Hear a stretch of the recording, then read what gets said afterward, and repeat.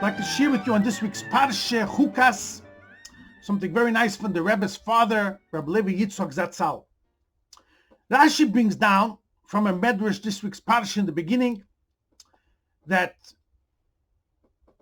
preparing the red heifer, the Porah Aduma, part of the processes, they used to first burn into ashes the red heifer, and afterwards it says in the Pasuk, V'lokhu, you should take eitz erez, a piece of cedar wood, ve'ezoiv, some hyssop, like a grass, ushni telos, and a thread of scarlet.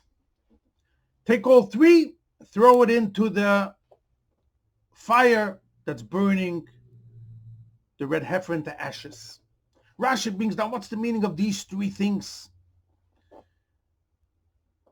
Erez, Ezoiv, Shnitelos. And he says, the whole process of the red heifer is to forgive on the mistake of the golden calf.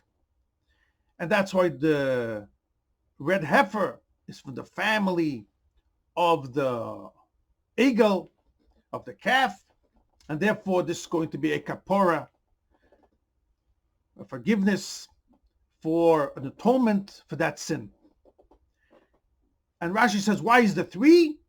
Brings down, that corresponds to the 3,000 people that were killed during the time of the Chet Egel.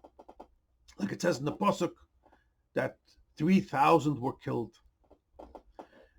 We have to understand what's the connection of the Porah Aduma with the eagle, and why by the eagle was it also number 3? What's the meaning? And what's exactly the cedar, what's exactly the hyssop, and what's exactly the scarlet thread? Explains all this Rabbi Levi Yitzchok based on what the Alter Rebbe brings down in Likutei Torah and Parshas Chukot. And in a nutshell, we spoke many times, every Jew is divided into 4 parts. You have your etzem haneshama, your essence, and from there it comes a pure faith that a person has in the Eibishter, Amunah. Over there it's above, deeper than questions, no dilemmas, pure bond and a faith with Hashem. Then you have your seichel, your understanding, which is called bina. Then you have your feelings, your emotions in your heart, how you feel, your love for Hashem, your fear, and then how you act, the mitzvahs. The Yetzer Hara, the evil inclination, only can affect sometimes the way you think, the way you feel, and the way you act. It could put in your mind some thoughts that are not proper. It could arouse a desire, a lust that's not proper. And of course, it can also make a person act not in the way that Hashem wants.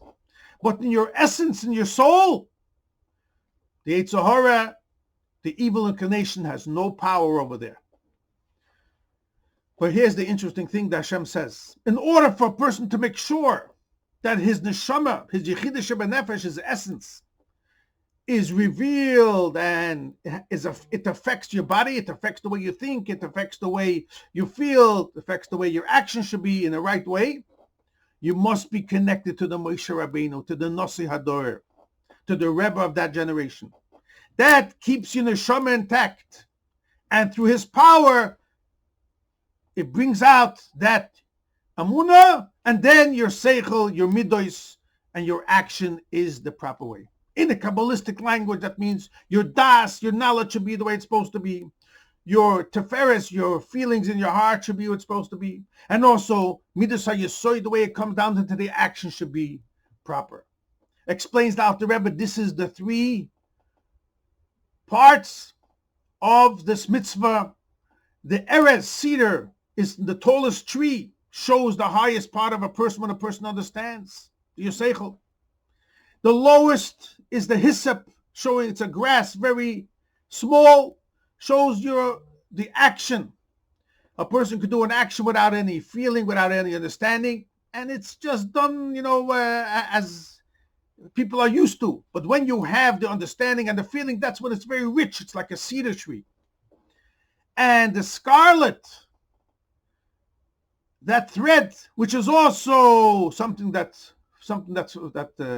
it grows, symbolizes your emotions, your feeling in your heart. I'm not going to go into all the details why that shows up, but that Rebbe explains it if you look in the Torah and also in the other Maimorei Chassidus. This is also the hint why 3,000 people were killed by the eagle. Over there, they didn't believe in Moshe for that moment. Ki voishish Moshe didn't know what's happening to Moshe. So they separated from the effect that Moshe Rabbeinu, their Nossi at that time, was giving them. And therefore, they got confused in their mind. They got confused in their feelings. They got lusts and desires where wasn't wishful to Hashem. And also they acted improperly. To make God, that's why there was 3,000 people connected to this number 3. Their seichel wasn't proper. Their midas wasn't proper. Their action wasn't proper.